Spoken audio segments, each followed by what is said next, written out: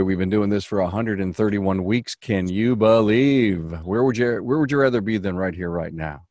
The famous quote from the Buffalo Bills coach, Marv Levy. Where would you rather be than right here, right now? So if you're on the East Coast and you're having lunch with us and you're watching on your smart device, that's a good thing, because we're here to talk about preparing your shop for the next 5 years and beyond. And, you know, I am sure that there are an awful lot of coffee talk, Starbucks talk that goes on amongst our peers in the industry, even when they get together at networking events saying, hey, what's going on with you? What are your plans? Where are you going? How are you getting there? So I figured we'd do a show like this. Hey, look at, at Jasper Engines and Transmissions, quality and customer service is their number one goal. Their associates take pride in their work, and it shows in the quality drivetrain products that they produce. Their quality and customer service has kept them growing for 76 years. We thank Jasper for bringing you free each and every week, the Town Hall Academy. Well, look, guys, we're here to talk about the future. What are you going to do for the next 5 years and way and beyond? AJ, you have a great, great story. I love your story. Please listen to AJ Neely's episode. Top of my mind, I forgot it, AJ. I'll look it up. And it's a fabulous story of being so young and having such a big operation and how he nailed it. And so the reason that I wanted to have AJ here is because he's a millennial. And if there's anyone that we should think about, what's this young guy thinking about where the industry is going and where is his building going? I want you to talk about the fact that I know he's a BHAG guy. That's right. Big, hairy, audacious goals. No one knows what that means. That's what it means. And you can't really have a vision for long term if you also didn't want to be aggressive, right, AJ? Yeah, definitely. I guess you can say I've been kind of blessed with just always wanting to kind of look ahead 5, 10, 15 years down the road. BHAG, Big Hairy Audacious Goal, is definitely something that comes up in Gino Wickman's book. And actually, I just read it for the second time. It was one of our homework assignments in our Bottom Line Impact group. But I've got it right here. So this book sets the framework for you to be able to set up a system to be able to look ahead, set those 1, 3, 5, 10, 15-year goals. And for us in particular, it's 10 shops in 15 years. It's big, it's hairy, it's audacious, and it's a goal. It's measurable. So 15 years from now, if we don't hit it, then we know we didn't get there. But yes, you've that you need to have that singularity, that single point in time in which that is the light in which you're striving for, because that's what gets you up every day and motivated to get to that point. So if you don't have that, who knows what direction you're going. Okay. So 10 and 15, when's number 2? Right now for me, I have more immediate goals on debt reduction at this point. And I feel strongly that I can get very, very serious, I would say, by this time next year. So do you sit down with an accountant? Do you sit down with you looking in the mirror saying, okay, when I get my debt to here, it's time to make a move? Is that what you're kind of looking at? Yeah, it's a few different things. So if I know that that's the point in which I really want to be serious, I also need to know that I should start making the connections now and start letting, because the way in which we're going to expand is acquiring existing shops that are already making money. So and knowing that, now I need to take the steps to at least send out the feelers, send out those little letters to some of those shop owners that maybe aren't even actively looking to sell, but if you just present them with an opportunity, wow, this could be my way out. I need to start making those connections now, knowing that I would be serious and being able to come to the table to close a deal in about a year's time. So, you know what I heard him say, Bill? I heard him say that he's going to pay a premium for a profitable business. Yeah.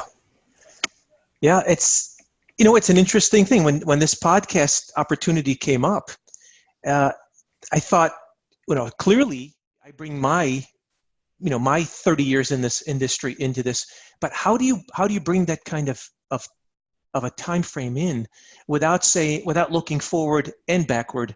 And so I guess if we're going to take a couple of minutes to do that, and we'll be discussing this over the next 45 minutes or so, there are regular things that we plan on financial things and growth things, and AJ's got this incredible, if you can pull this off, that's going to be amazing. And there's shop owners out there that are absolutely going to be headed in that direction. For me, I guess the best advice I can give somebody in 30 years of doing this, I'm probably too much of a micromanager, too much of a perfectionist, and that's why I've never been a multi-location owner.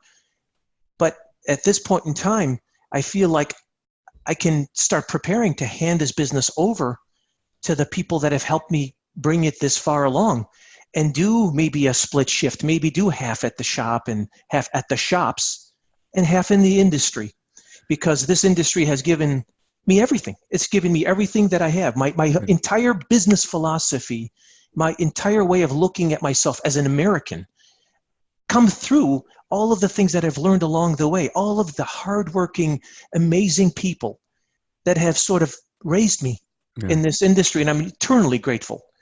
Kelly Weatherby, co-owner with husband Lee and Accurate Automotive in La Mesa.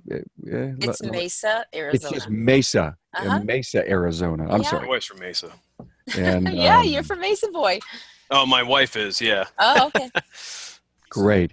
Well, Kelly, I wanted to bring you here, and I just want to kind of continue a little bit about what Bill was saying. Bill, wouldn't you have a struggle then in making these moves if you didn't have a good number two to support you? Well, absolutely. I mean, isn't that the biggest challenge of thousands and thousands of shop owners that and have talked to?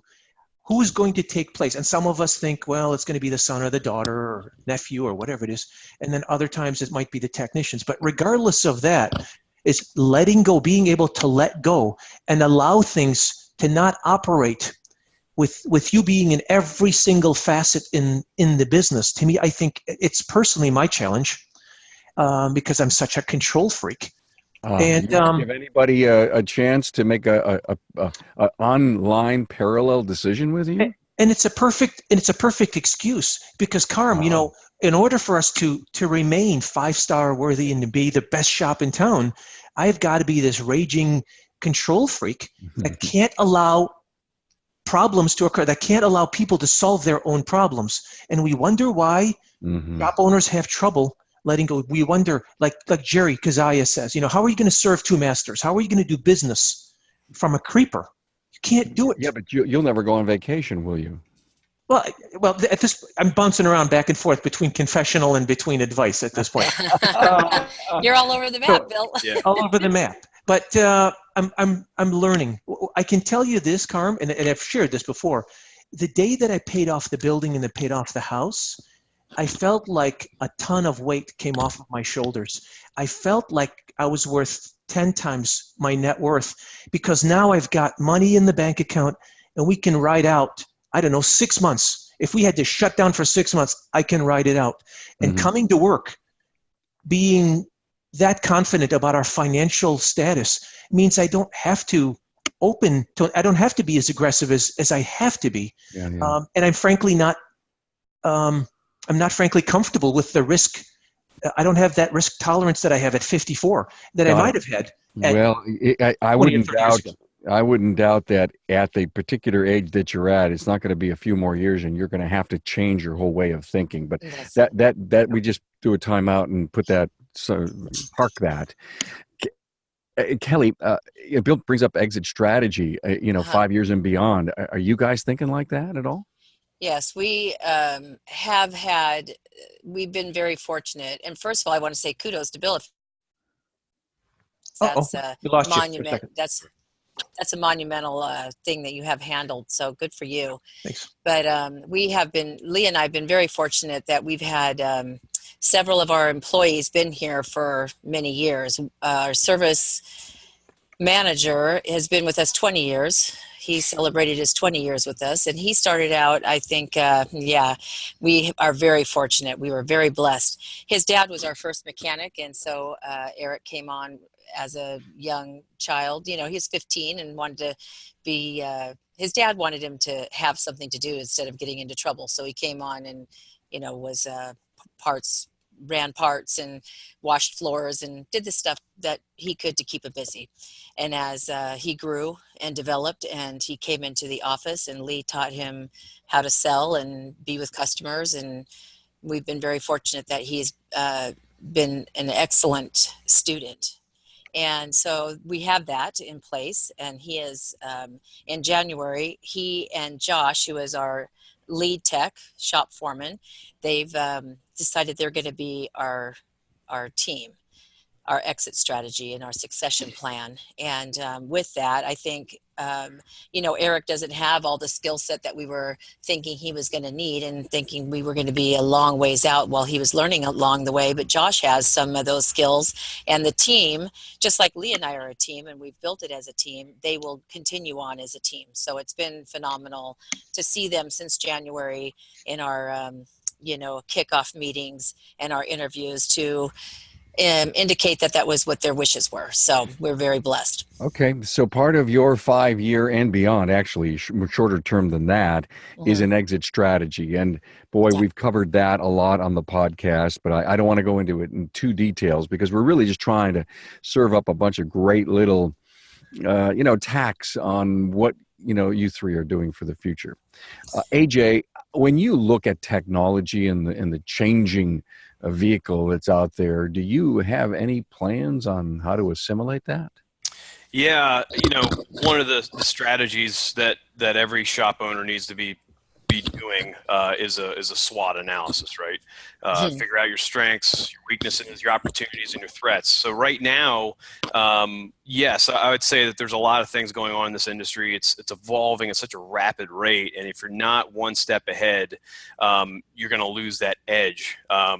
And I think for the small percentage of people that tune into this show, I would say for the majority of those that are tuning in, that means they're plugged into the industry. So I think, those are the shops that are going to be in great hands, because we know what's coming up. The hybrid and electric vehicle technology, the self-driving cars that may come in the next decade, telematics. There's a lot that's going on. But yeah, so as far as us in our situation, I sent one of my lead technicians up to Massachusetts to ACDC for the up your voltage class. It's a week long. It's super intense. It's all hands on. You do 40 hours of training before you even get there. That's the investment we needed to make to be able to, again, continue that edge and be that resident expert, especially in our area, to inform and educate our local community that you don't have to go to the dealership to get these vehicles worked on, and we're going to have more experience to be able to do that from now into the future. A lot of talk about calibrating ADAS. Does that ever hit your fancy at all? Yeah, so that's also there as well. We actually upgraded our alignment machine so we can actually start to kind of delve into that. There's actually some attachments that we've gotten for certain vehicles that currently have ADAS built into it, radar that needs to be calibrated, things of that sort. So we are starting to kind of take some baby steps into that, correct. Good for you. Bill, at your age, as you said earlier, you working on hybrids? You going to take a look at calibration or not? We've gotten a few of them coming in, but interestingly enough, it seems like they haven't come in sort of, how you buy an AC machine, they tell you there's going to be 100 vehicles coming in. They're not coming in to the level, and perhaps it's partly because of the fact that our mix, we've got a fleet mix of about 50% and a regular customer mix of about 50%. So we still do enough medium duty and truck work to where we can sort of buck that trend. But we're Bill, clearly... let me stop you. AJ, did you have to do some marketing now that you have a new talent inside? Okay. Oh yeah. You gotta get on the mountaintop and scream it. So yeah, we implemented a direct mail campaign specifically targeting hybrid and electric vehicle owners. We did not send anything to Tesla owners because there really isn't much, unfortunately, we can do with them at this time. But yeah, I mean, so I'm going to do this on it can't just be one and done. You can't just throw out something and expect it to just stick. So quarterly is my plan to be able to continue to target these customers and let them know that, hey, we're here and we're ready for you. Thank you, guys. I didn't mean to interrupt you, Bill, but the thing I think about is that we do a lot of things internally in our company, but we never tell the world about it. We just think that just because we're here in osmosis, it's going to come in for us. Kelly, Bill said something a little earlier about paying off. When you think about 5 years and beyond, is trying to manage debt or financing important? Well, I mean, it's right at the top of the list for sure, because we have great people in place to have a succession plan, but if we haven't set up our financial situation or picture properly, what good is that going to do, right? They're not going to have success if we haven't given them all the tools. So I think in my talking points, I was, speaking of how we just recently finished our refinance on the building, which gets us, down the road 10 years.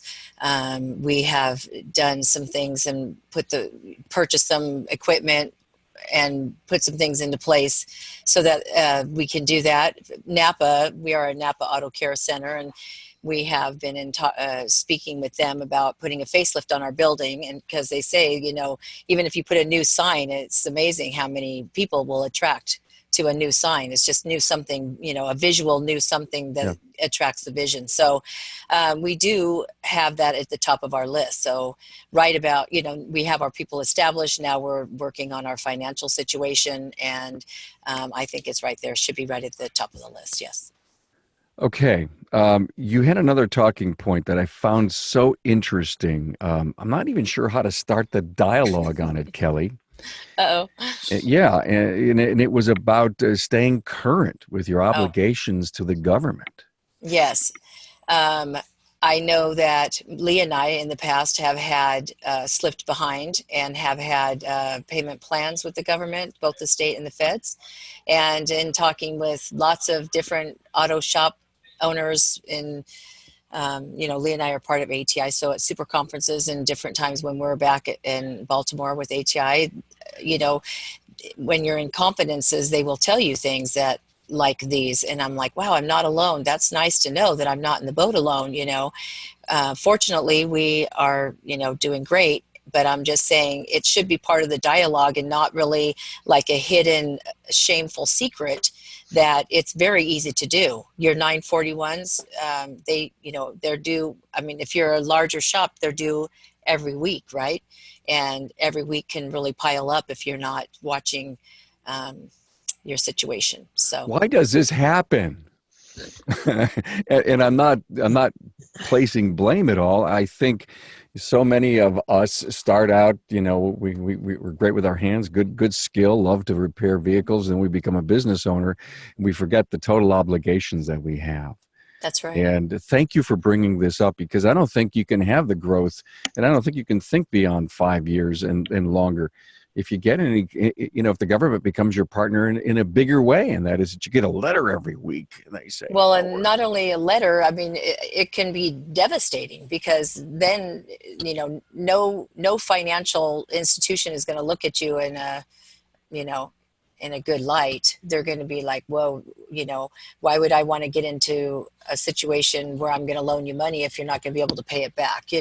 That's why I think it needs to be a little bit more of a conversation with people as to how strategically you can be in front of that, right? Instead of just letting it happen to you.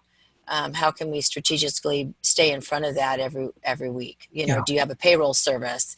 Lee and I have gone to a payroll service, and just, certain situations, you have a separate bank account. Profit First has kind of been a very popular book to read recently, and it does recommend that you put up and set up several accounts, not just one operating account. And one of those accounts can very well be your tax account, or, other obligations that you might have. I mean, some states don't have sales tax. Good for you. But Arizona has a state tax, and we have to stay in front of that. So, yeah. In Michigan, what was great is I sent the IRS a letter. I said, I now self-identify as a religious organization, so I don't have to pay federal taxes anymore. It's wonderful. That's how I paid off the building.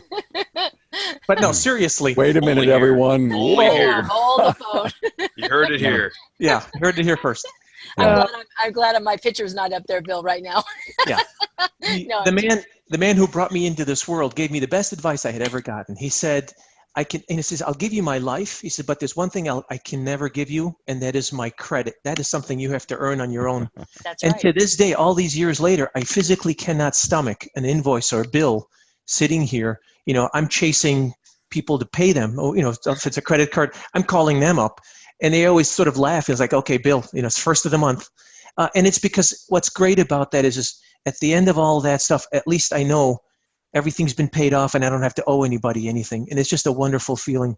I don't know why we torture ourselves and start playing games with it. And I understand sometimes finances are difficult, but if we only live within our means, what is it that Dave Ramsey says? Just act your wage. If we just act our wage, that's 90% of the work right there. Yeah. There you go. So important. Thank you all for bringing this up. I don't think growth is in future growth. Selling succession is in anybody's wheelhouse. If you're saddled with debt, and you never want to pick up the phone because someone's going to be on there saying, "Hi, it's me, and you owe me." Who wants that stress? Hey, I love where we're going so far. Thank you so much for this. In addition to the strict quality remanufacturing steps they take at Jasper, they can actually improve a drivetrain's components' original design so that it runs longer and better than when it was new. Check out Jasper's featured engine and transmission pages at jasperengines.com. I don't think we could think about the future 5 years, 10 years down the road. I don't think you could make a vision for your company and or your team if it didn't include training of some sorts. Absolutely. And let me say this. We talk about training so much on the podcast. I think people just say, who wants to listen to another thing on training? But I don't think we put out stuff that's the same old, same old. I think we're constantly driving a point or a theme or a concept or an idea or something new that's going on. And if it's leadership training and if it's not technician training, let's talk about that and where it fits into each of your strategies for the future. AJ, let me start with you. Yeah, well, like I talked about before, as far as just getting ahead of the curve on the electrification of the industry, you made a really good point. Benjamin Franklin said that if you empty your purse into your head, nobody can take it away from you. So I make sure that I'm continuously training myself to be a better leader, better with finances. I mean, just better across the board. I'm trying to become a growth junkie. So that is paramount. I mean, because that just trickles down to everyone else, and that helps with the culture and everything of that. I mean, one of our core values is grow or die, right? And I only want to be surrounded by people that have that same mentality, whether it's career and personal. I want to see growth in every aspect of everyone's lives. So, and again, back to our core purpose, helping people and inspiring values. So if that's at the top and that trickles down, then everyone's going to have that same mentality. If they align with our core values, everyone's going to have that same mentality to want to better themselves professionally and personally as well. So my advisors up front, making sure that they get trained on how to sell a lot of these electrification services, right? What good is it if you've trained the technician and I got the phone to ring with a mailing campaign, but my advisors don't know what they're talking about. So it all has to work. It all has to be trained. So right on down the line, everyone, it's a requirement for training, and it's a culture of training. And so that if you want that edge and to be the resident expert, it's a must. You got to do it. Kelly, can we survive without training in our businesses today? I don't think so. I mean, I'm with AJ in the fact that he brought up SWOT, and we went ahead and this year in January on our kickoff, we put together a SWOT analysis on each one of our employees, and then had a conversation with them and let them have an input on how they felt about what we had set aside as how we saw the situation, and let them have an input. And then part of that was what they saw in their growth. How can they grow, right? What things that they wanted to learn about. And I think that AJ's spot on in the fact that how can you be a good leader if you're not constantly learning and growing? So when your team sees you going to classes and they see you reading books and they see you implementing those things that you're learning and growing in, and set yourself apart as a great leader, and then help, like you say, it rolls downhill. Then you help your people learn what you have learned and help them grow where they want to grow, not where you want them to grow. I think that was the biggest thing that we found out of the SWOT analysis, was where do they want to grow? We feel like we have a culture in our shop of, family, and we open we feel like we have an open door. I hope our team feels that way too. That's the culture that we've tried to put together. Our theme has always been friends serving friends, and that's just kind of how friends and family. That's who we're serving, right? We're in business to build relationships with friends and family. Learning and growing and educating and all that is got to be right up there in the top, 4 or 5 important things to help your business grow, for sure, because you're not going to be able to do it yourself. Bill, you can't do it yourself. Yeah.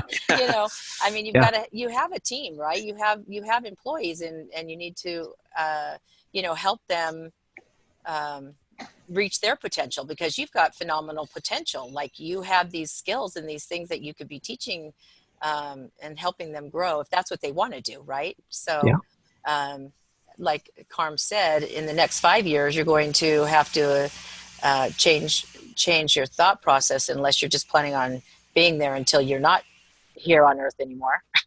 Yeah. And that's not an option. That doesn't sound fun to anybody. No.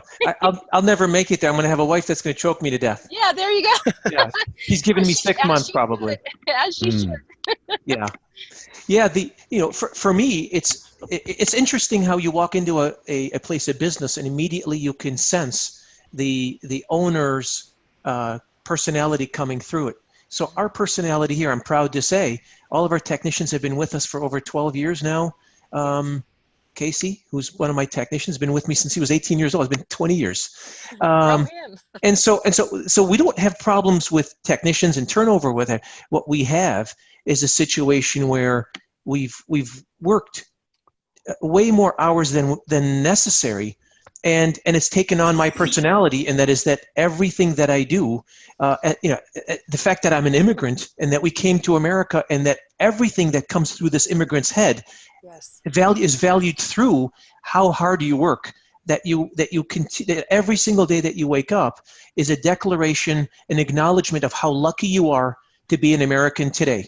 And that's, I'm not just, that this is something deep inside my psyche. And it's easy to say, well, change it. So work a little bit less. How do you change somebody's personality when it's ingrained to that level? And so I guess to answer that would be, it's just a step-by-step. Every day you do a little bit. It's one of those things where, and I'll just give you just a quick example, not to pat myself on the back of this, but this is an example of this here. So Out of Value has a cruise that they're sending folks on, and many owners go on this thing. So this year I decided, for the 10-year plus anniversary, I'm going to send my A-Tech and my B-Tech and their families on this cruise. And Nice. And while that might seem like a wonderful thing, it's peanuts considering the fact that these guys have had 10 years. We've been on 5.5, 6-day work weeks for 10 years now. So this is way overdue. Way overdue. There's a part of me that says, what the hell what is taking you so long? Right? Wow. And so these are the kinds of things. The other example I would give you is I'm planning on buying a little cottage, just a little thing, maybe an hour away from here. I want to put a couple of jet skis in it. I want to throw a little pontoon boat in there. Just something. It doesn't have to be super expensive. And saying, this is the shop's cottage. Anybody who wants to take it this weekend, who wants to take it this particular weekend? And it would be part of the compensation package. What does Seth Sorsen say? We're going to need to be about $100,000 a year for average America. Forget about San Francisco. Forget about New York. This is average flyover country America. We better be paying these folks $100,000 a year total compensation package. And if we're not prepared to do that, we better be prepared to lose them. We are going to lose them to industries that don't make them work the way to training. Thank you for that, Bill. I think you bring up a lot of great points, and I think it does stay with the theme of what we're talking about here. How are you going to survive, and where are you going 5 years and beyond? And I think a compensation package and program and how things are paid and what we do for our people is something we absolutely cannot ignore. Kelly, I love what you did by saying that she did a SWOT, a SWOT, strengths, weaknesses, opportunities, and threats on her people. And, you know, in big corporate America, that goes on.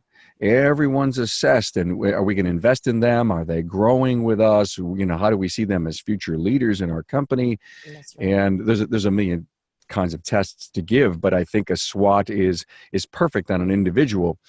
And if you were creating a 5-year, 10-year plan for your business, you can't do it, like AJ says, without knowing what your strengths, weaknesses, opportunities, and threats are. Now, we did That's really a right. Town Hall Academy just like this on SWOT. And it's Town Hall Academy 040, number 40. We're at 131. So that was, I think it was 2 years ago that we may have already done this. Yeah. What I think I'm going to do is recycle that and get this out in social media and let people take a listen to it. It was a Okay. fabulous Town Hall Academy, and it really served up the reasons and why this should be done. So thank you. Carm. Thank you for bringing that up. Carm, before we go away from that, I just want to be very, I just had one thing more to add to that, because what happened on that was that Lee and I actually did an analysis on each other. And that was super interesting because we are business partners. You know, we're married, you know, beautifully married for 34 years, but you know, we're business partners. And so if we're not growing and going in the right direction, and it was very honest and very, it was a little hard to swallow. I'm not gonna lie. It was hard to have that one-on-one with Lee, and I'm sure him with me. So if you're going to do those individual analysis, do it with the owners as well. Strengths Finders 2.0. It's a book you need to buy. It's on my books page on the website, and so I've got to stop for a moment and explain that if you take Strengths Finders 2.0, it's 34 pages. That's all you have to read in this book, and then you uncover the certificate at the end. You go online and you take a series of questions, and within a minute or two, you get yourself your top 5 strengths, and you could pay more if you want for the rest of the 30. But I took it probably 5 years ago now, and I looked at that and I said, no, that's not me. That's not me. You didn't want it to be you. That's right, Kelly. She nailed me. I didn't want it to be me, because in the current job that I had in corporate America, I didn't think, that my supervisor was going to say, I wanted a guy like that working for him. I wanted to be somebody.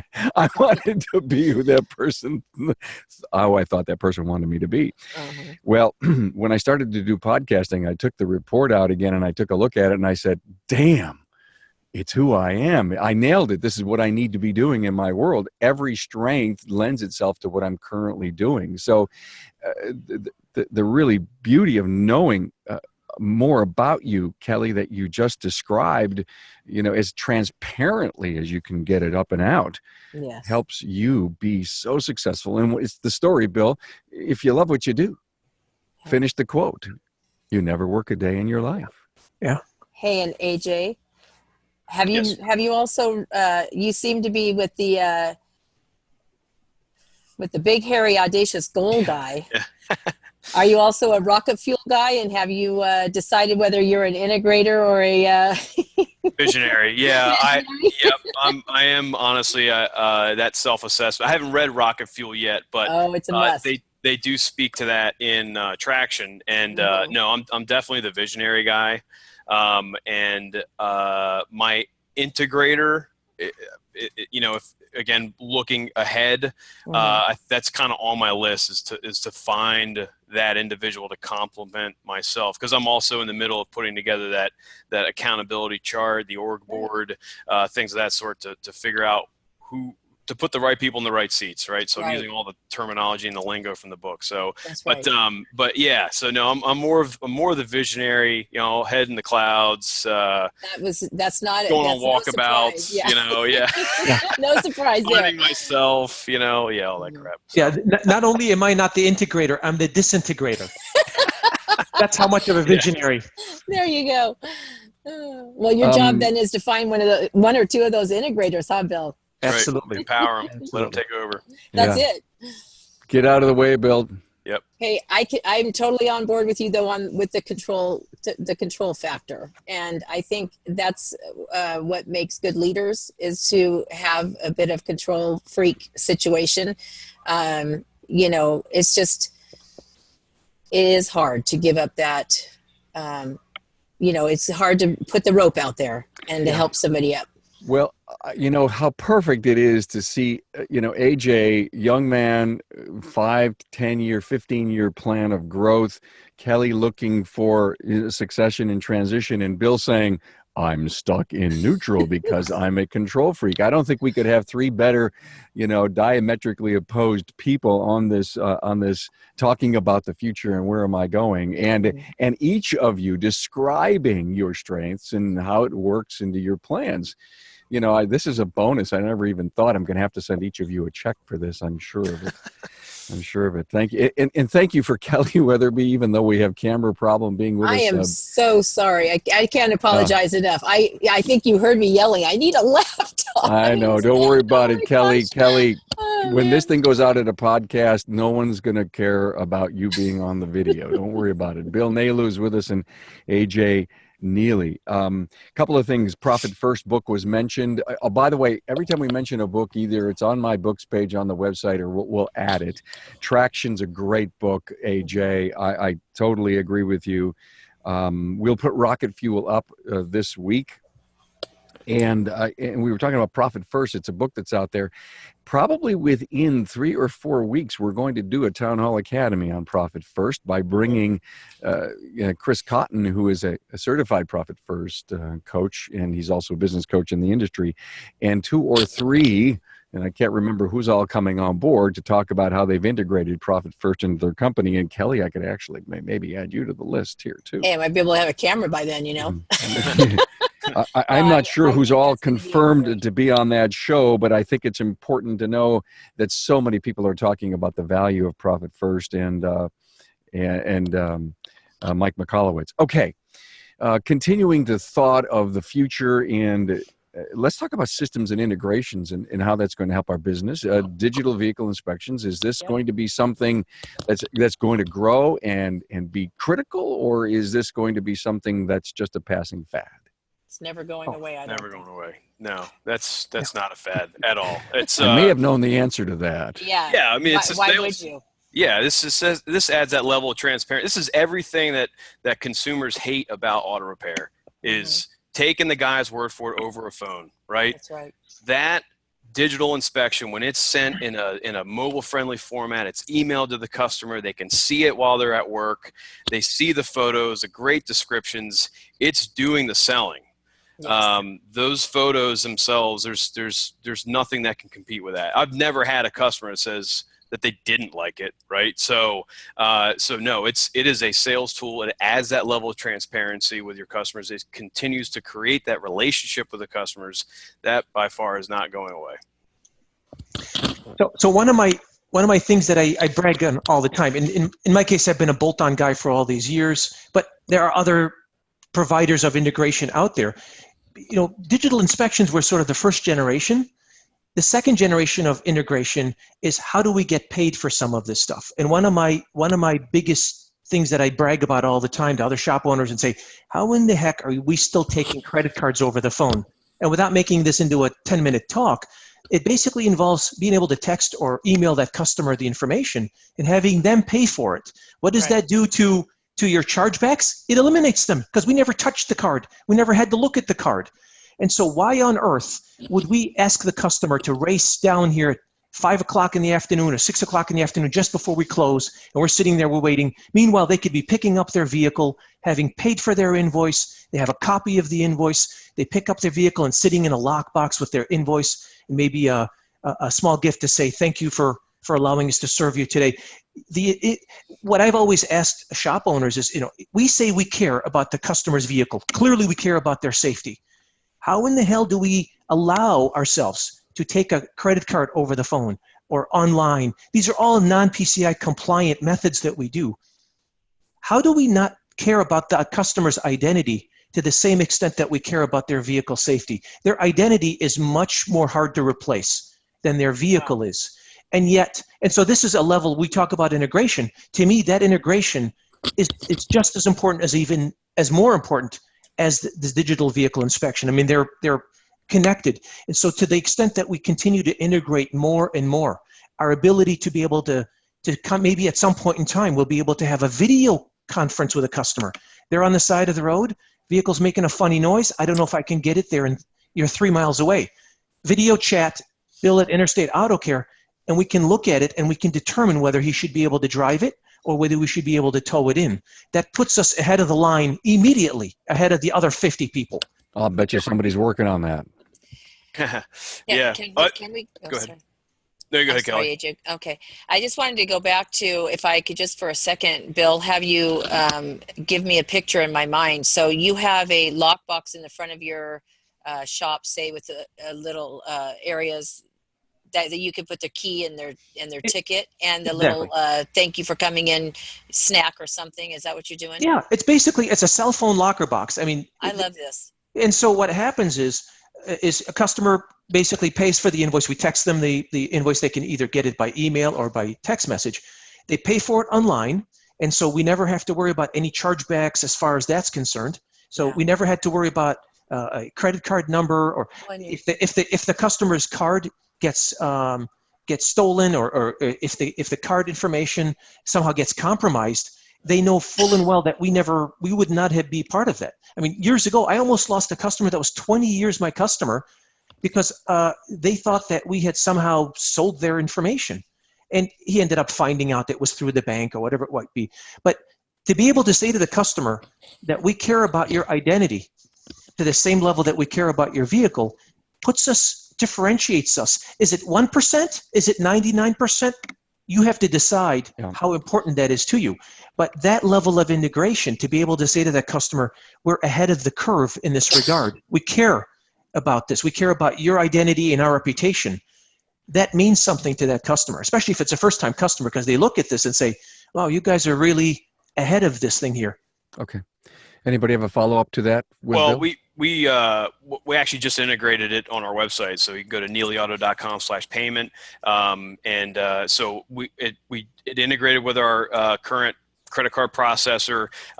We can text the link to the customers, with a dollar amount, they can go on there, they can go on their phone, they can go on their desktop, and they can pay for their invoice right through there. Because same thing, as far as reducing chargebacks, it was a topic that had kind of come up on one of our bottom line impact group meetings.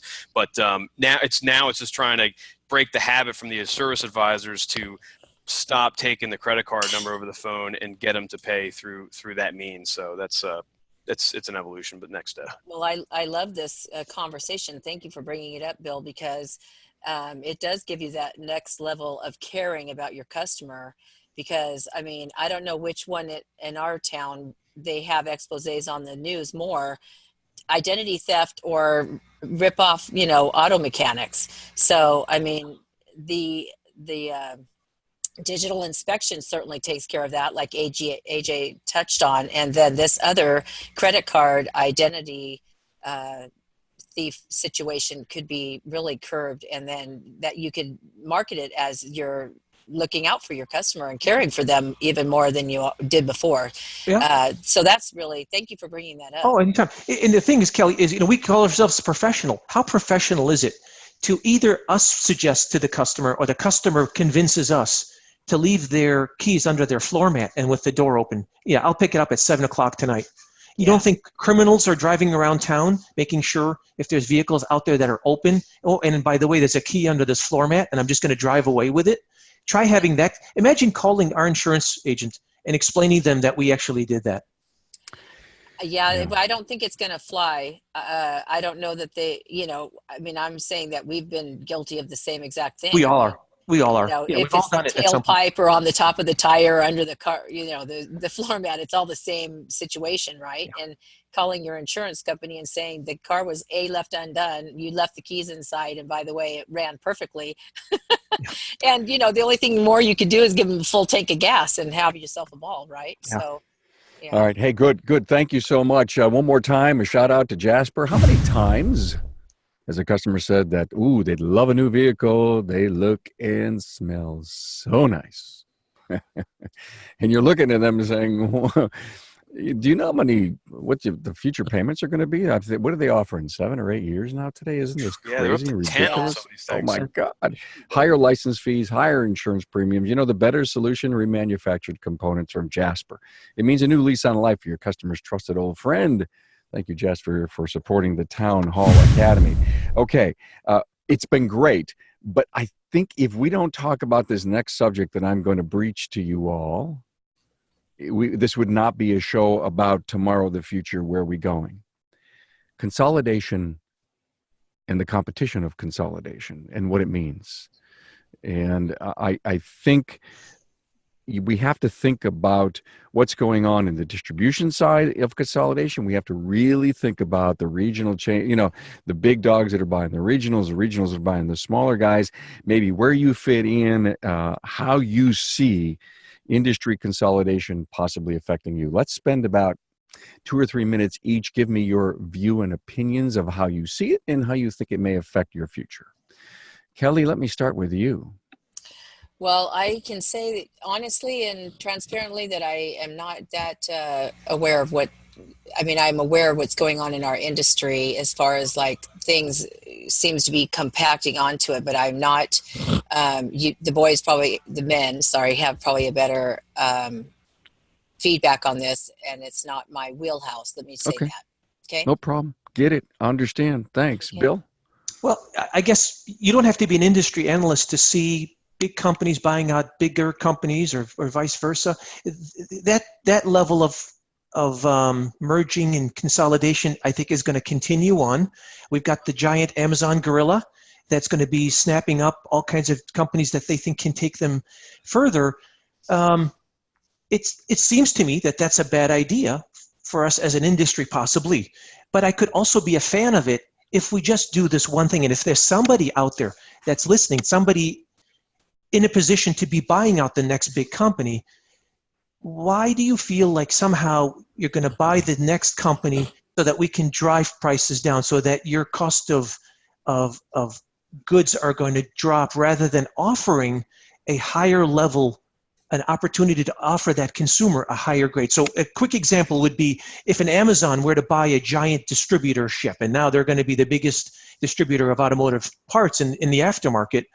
Why is it that they've got to automatically start chasing prices down and try to, I don't know, maybe fight out this thing here by driving the price of that product down, making that brake job even less expensive than what they were making it, rather than. But well, Bill, let's think about someone who has 10,000 bays and they want to have 20,000 bays, Sure. and you may have an opportunity to sell, or you have to learn how to compete. I mean, that's where I'm going with this. And so I guess, so here's in defense of what I'm trying to say is, if we're going to try to outsell by virtue of making that job cheaper and basically compete on price, why not just add value to the proposition? So if you've got 20,000 locations or 20 locations, why not add to your warranty? Why not add things to that?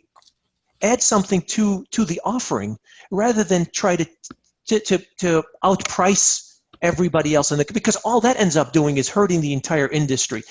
And that seems to me that's just the general way. That's just the general mode operandi for any industry out there. And it astounds me. I'm just a small business owner. Who am I? I don't have a master's degree or a PhD in that industry. But why is it that they think that they need to go in that direction? And so I urge them to offer more at the same price, rather than try to beat up the competition and try to drive them out. Because driving them out doesn't solve your problem if the message is constantly, this is how you can save money by price rather than add value to that.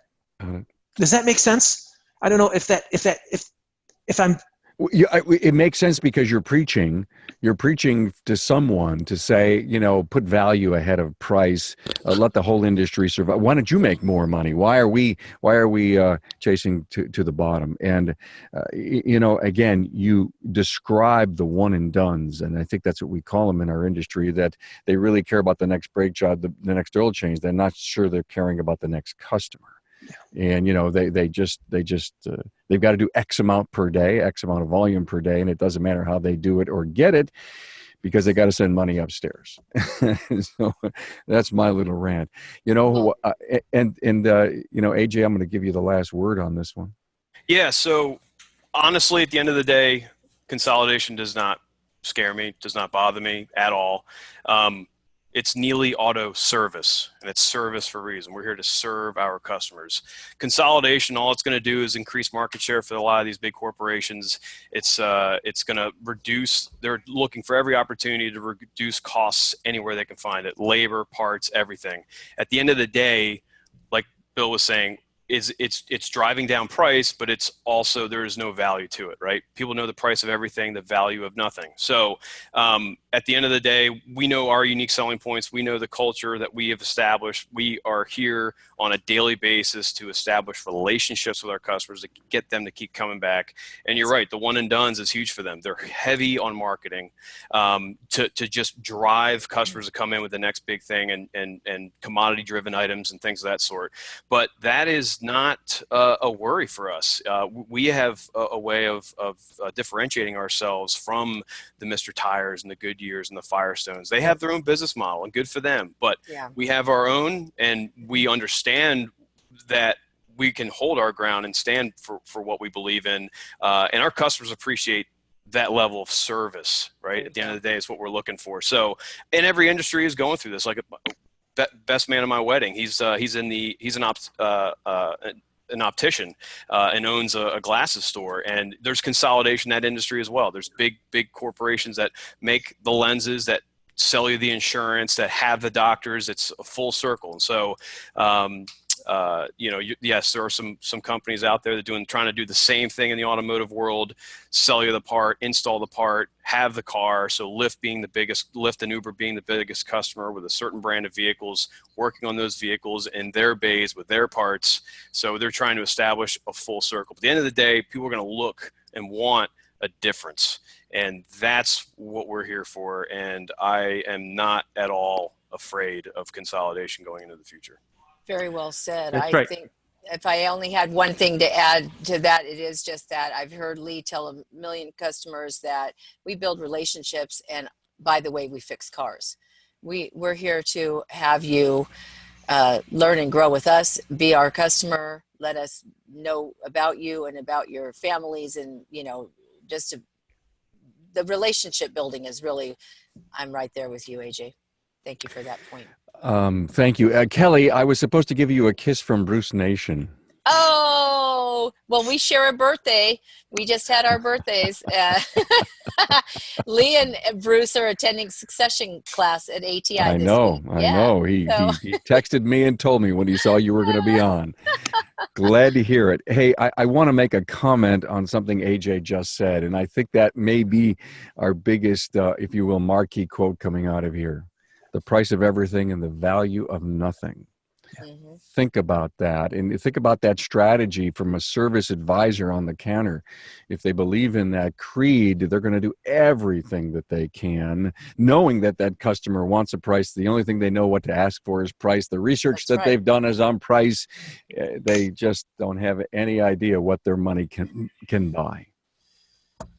Hey, this was great.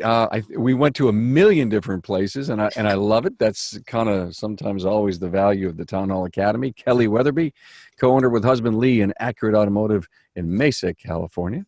Bill Nalu, Interstate Auto Care, Madison Heights, Michigan, and AJ Neely Auto Service, Edgewater, Maryland. Thanks for being here, guys and lady. Being here.